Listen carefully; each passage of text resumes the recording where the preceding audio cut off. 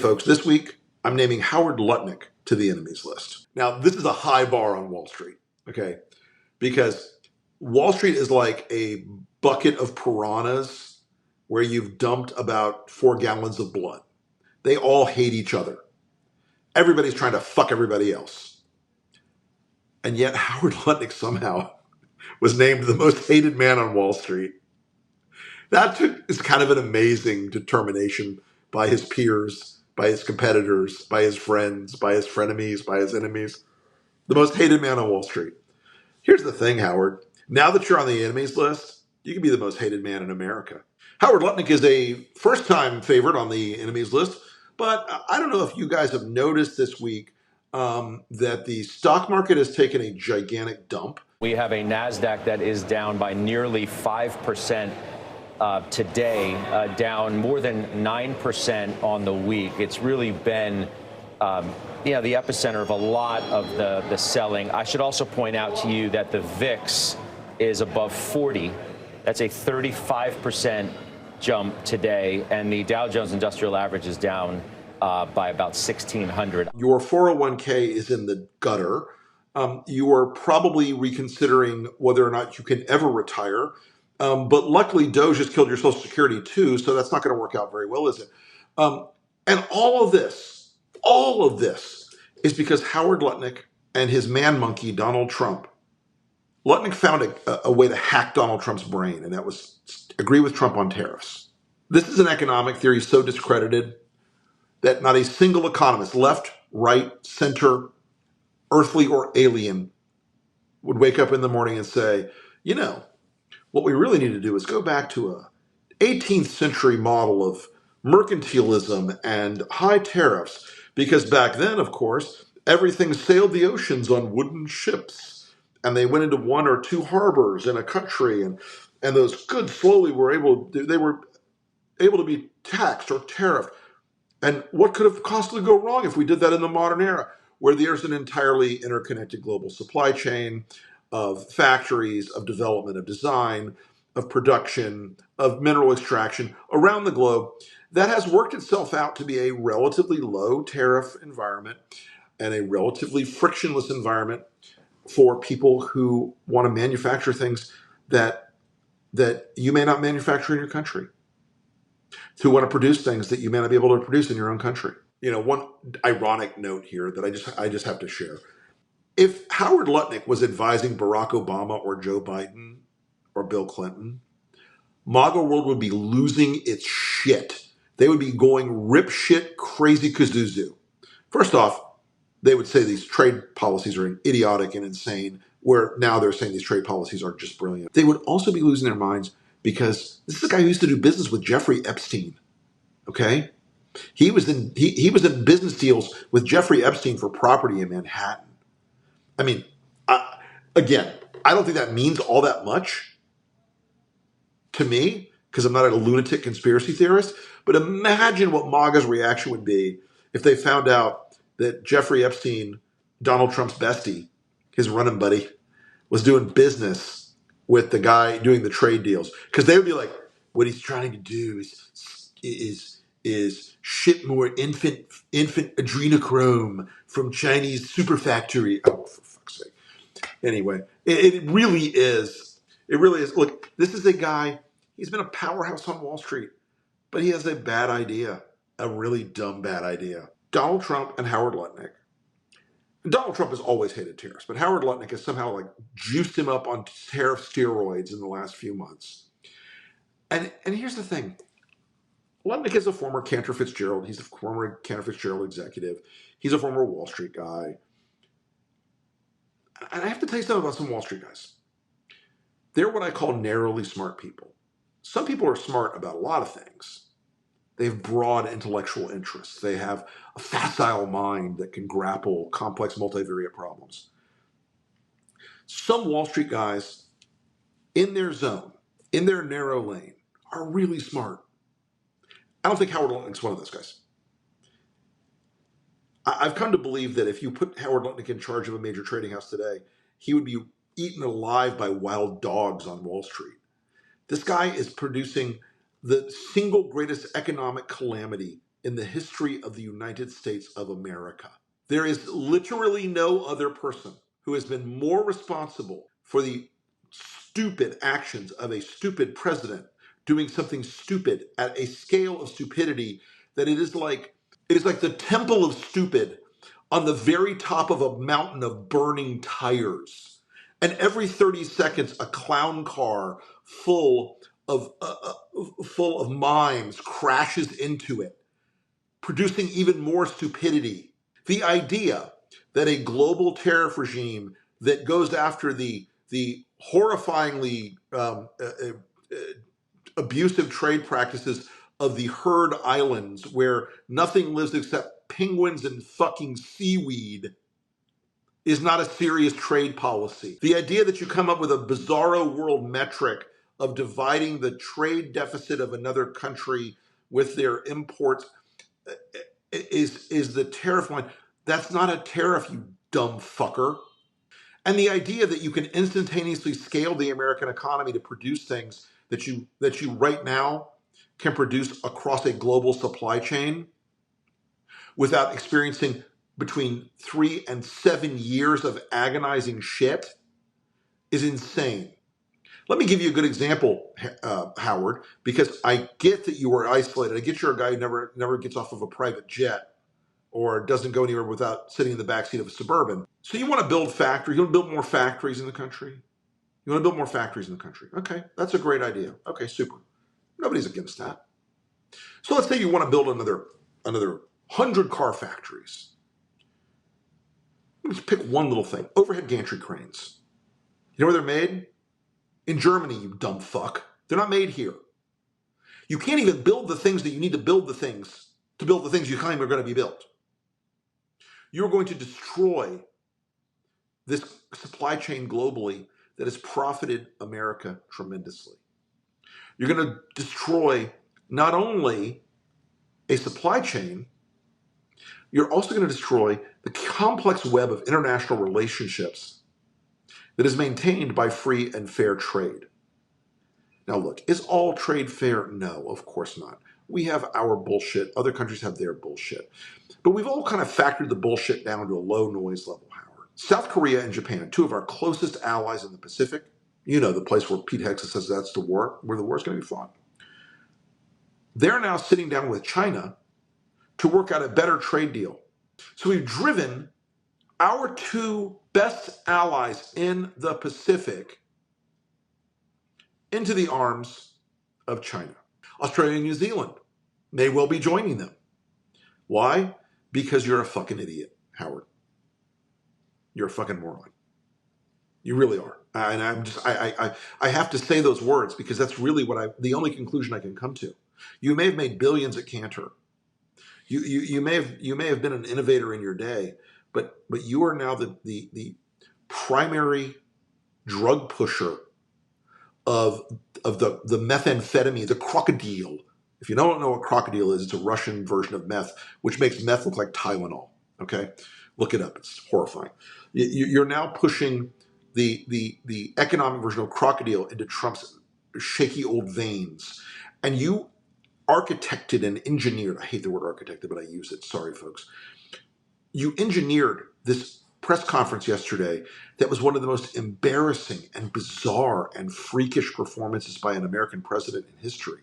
Fellow Americans, this is Liberation Day, waiting for a long time. April 2nd, 2025 will forever be remembered as the day American industry was reborn, the day America's destiny was reclaimed, and the day that we began to make America wealthy again. We're going to make it wealthy, good and wealthy. For decades, our country has been looted, pillaged, raped, and plundered by nations near and far, both friend and foe alike. American steel workers, auto workers, farmers, and skilled craftsmen, we have a lot of them here with us today. They really suffered gravely. They watched in anguish as foreign leaders have stolen our jobs, foreign cheaters have ransacked our factories, and foreign scavengers have torn apart our once beautiful American dream. We had an American dream that you don't hear so much about. You did 4 years ago. And the world in the overnight markets, you knew, by the way, Lutnick, you fucking knew. You know how you knew? You know how I know you knew? Because you moved the press conference till after the markets closed. You didn't want to see what was going to happen if Trump said those words simultaneously to watch the ticker headed south. And today, as I'm recording this on Thursday, the markets have not only headed south, they're headed south so fast, they're going to soon encounter the ice shelf of the fucking Antarctic. This is a bad day for America. It's a bad day for our economy. It's a bad day for industry. It's a bad day for American workers. We already had a terrible jobs report, the worst since COVID. Why do we have a terrible jobs report, the worst since COVID? Oh, wait, because of Doge and Elon's, the boys on the ketamine bus in DC have dumped hundreds of thousands of workers onto the economy.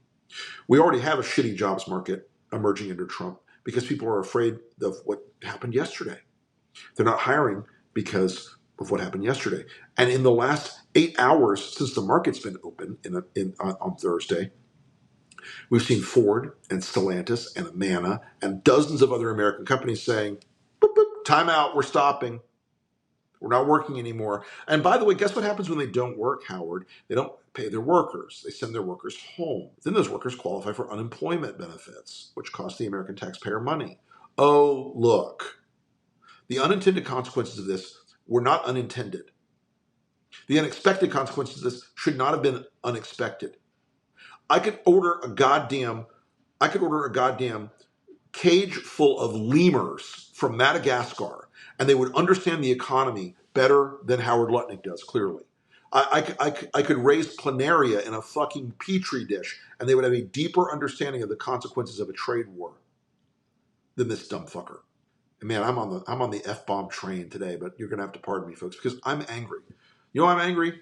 I'm angry because these guys who have arrogantly, and when I say arrogant, this is arrogance of the absolutely highest possible degree of arrogance.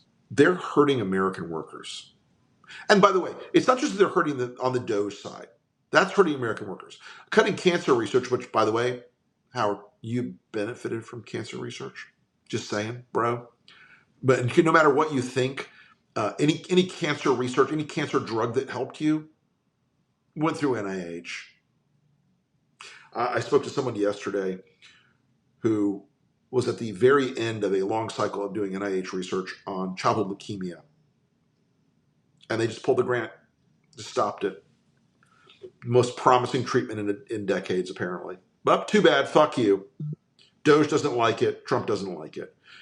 It's not just that.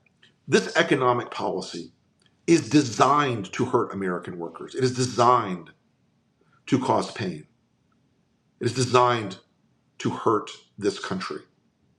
Now, the designers of it may not know that because they are morons, because they are economic illiterates, because they lack the cognitive skills to understand that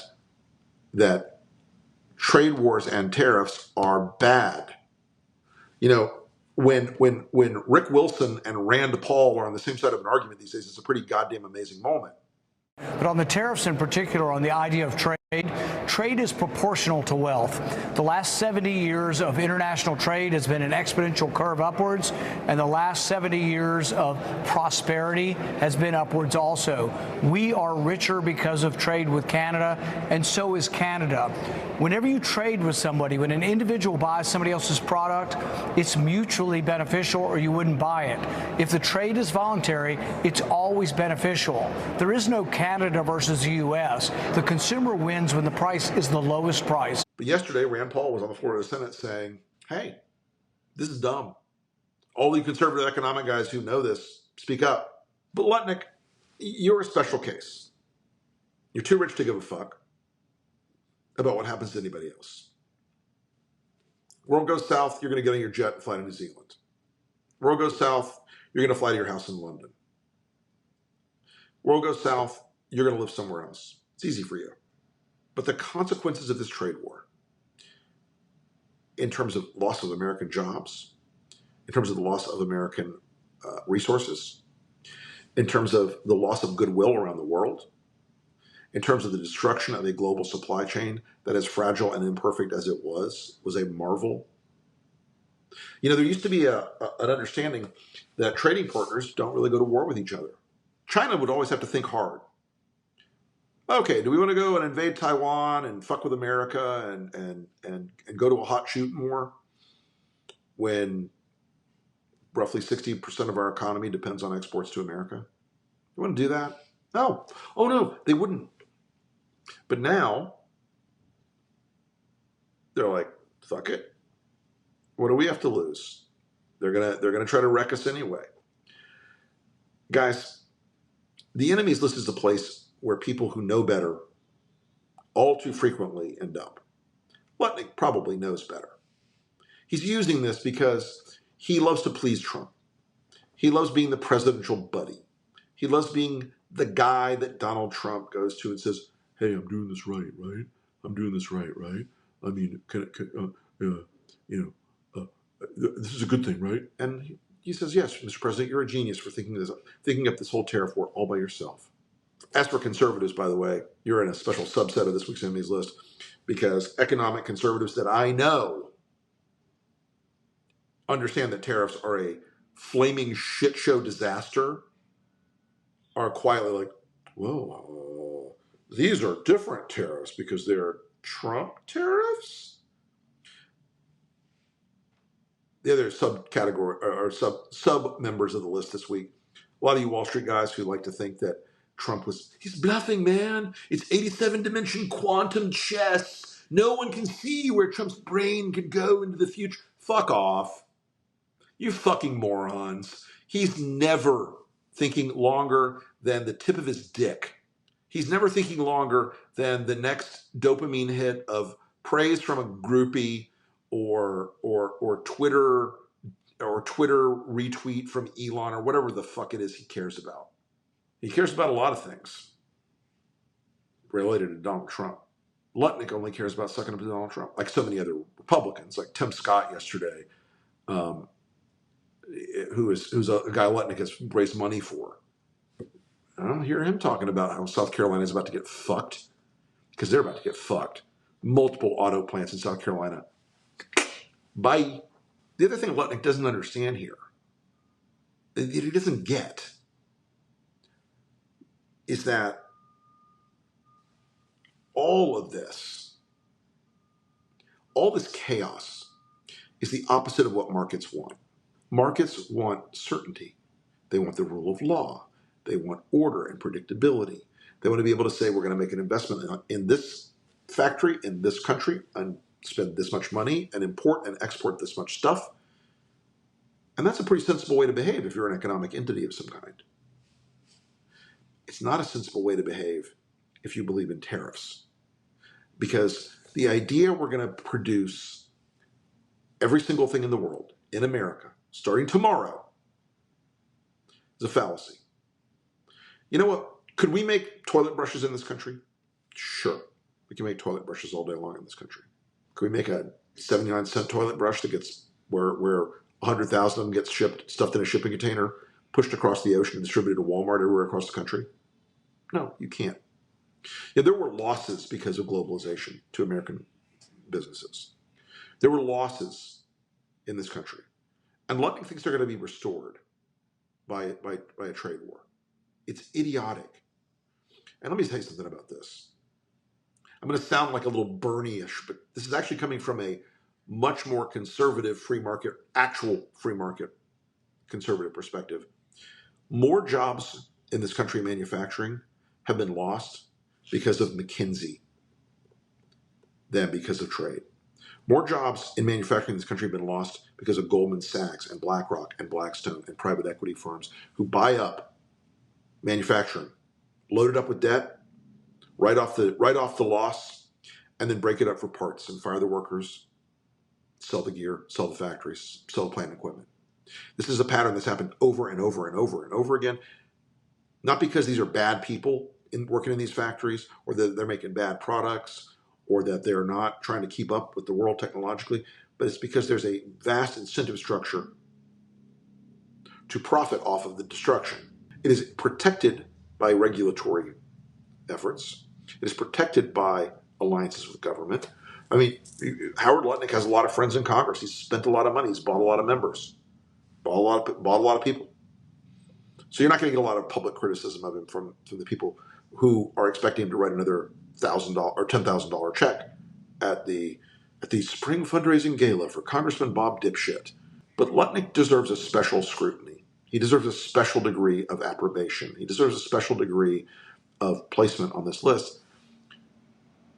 Because if this guy was holding your money institutionally in Cantor Fitzgerald, and he said to you, hey, I'm going to, instead of investing in tech companies, we're going to put all of your money into Beanie Babies and Pogs. We're going to invest heavily in voodoo futures or whatever the hell he was going to say.